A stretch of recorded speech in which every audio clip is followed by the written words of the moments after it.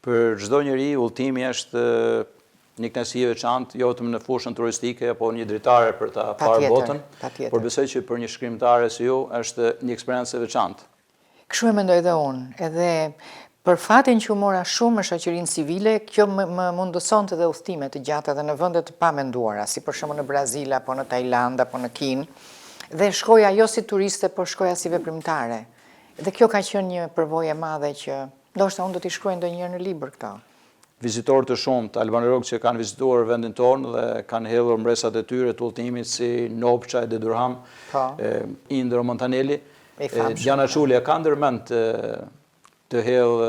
në letër dhe të botoj mbresat dhe shënimet nga Kina, do t'jetë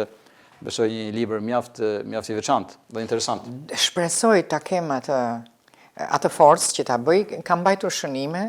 dhe kam një ide. Në një libër shumë të vogël me tregime që kam shkruar, aty kam disa mbresa udhëtimi për në vende të tjera. Por mendoj që kur të filloj iden për Kinën, apo dhe për një vend tjetër të rëndësishëm si Kina, që udhëtimi ka qenë i rëndësishëm dhe i gjatë, them që patjetër që e kam mbajtur shënime dhe ju më nxitët që me këtë emision që unë t'i rikthehem kësaj ideje dhe ta konkretizoj.